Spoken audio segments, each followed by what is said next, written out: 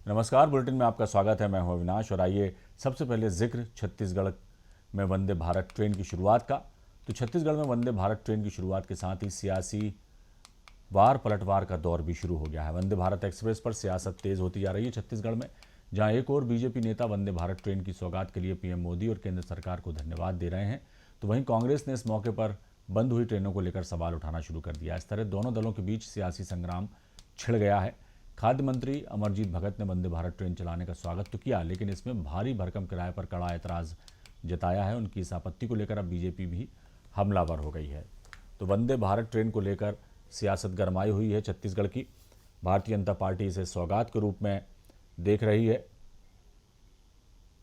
और कांग्रेस इसके किराए को लेकर आपत्ति उठा रही है। क्या कुछ कहा सुना गया है इस पूरे ही मामले पर, आइए आपको सुनवाते हैं।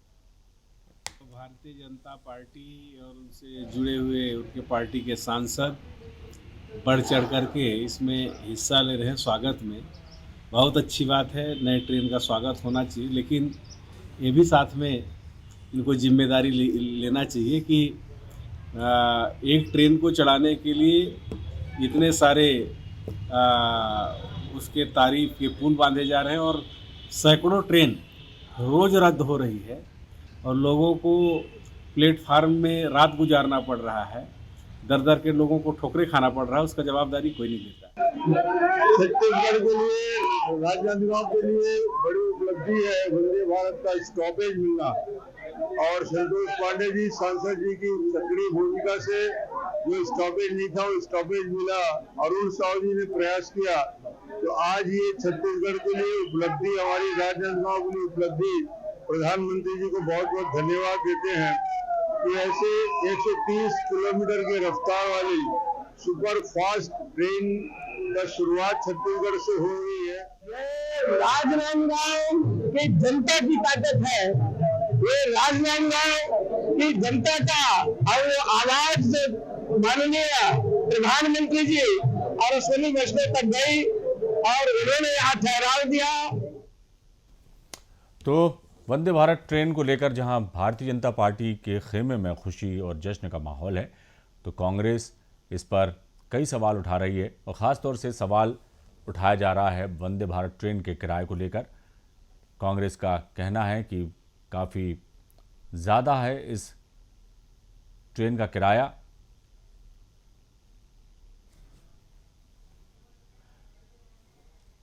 मनमोहन नेताम हमारे संवाददाता हमारे साथ लाइव जुड़े हुए हैं, आइए उनसे चर्चा करते हैं। मनमोहन, एक बड़ी सौगात के रूप में जो है छत्तीसगढ़ की जनता इसे देख रही है। वंदे भारत ट्रेन का स्टॉपेज रायपुर में शुरू हो गया है, तमाम चीज़ें हैं, तमाम जो भारतीय जनता पार्टी के नेता हैं खुशी मना रहे हैं, जश्न मना रहे हैं।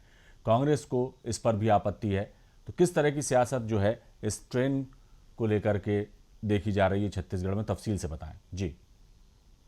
बिल्कुल अविनाश, छत्तीसगढ़ में वंदे भारत एक्सप्रेस ट्रेन की शुरुआत हो गई है और यह जो ट्रेन है यह नागपुर से बिलासपुर तक चलेगी।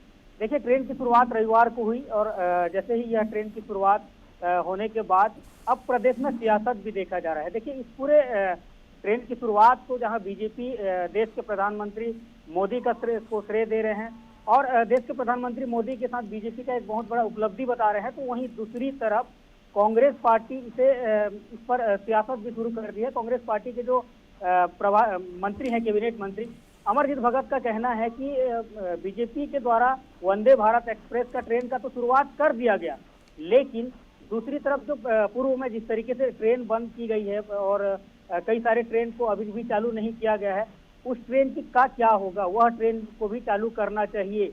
तो वहीं दूसरी तरफ उन्होंने यह भी कहा है कि वंदे भारत एक्सप्रेस ट्रेन का जो किराया है यह हवाई सफर के बराबर है। तो कहीं ना कहीं इस पूरे मसले को लेकर अब प्रदेश में सियासत भी हो गया है, सियासत भी शुरू है और सियासत अभी होगा भी, क्योंकि 2023 में प्रदेश में विधानसभा चुनाव होने हैं और अभी वर्तमान में ही प्रदेश में उपचुनाव हुए हैं।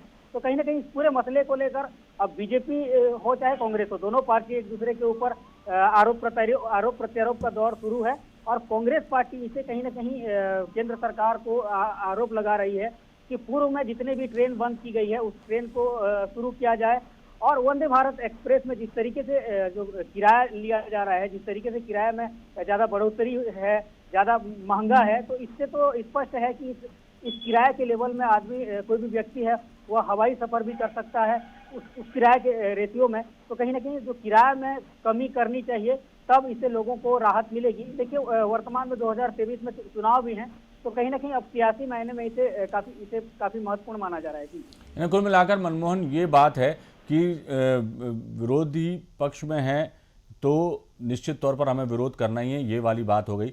छत्तीसगढ़ की जनता को जिस तरह की सौगात मिली है, जिस तरह की सुविधा देने का काम किया है रेल मंत्रालय ने और प्रधानमंत्री नरेंद्र मोदी ने, उस विषय पर कोई टीका टिप्पणी नहीं है। लेकिन अब चूंकि केंद्र सरकार ने ये सौगात दी है और हमें विरोध करना है, लिहाजा इसी वजह से हम विरोध कर रहे हैं।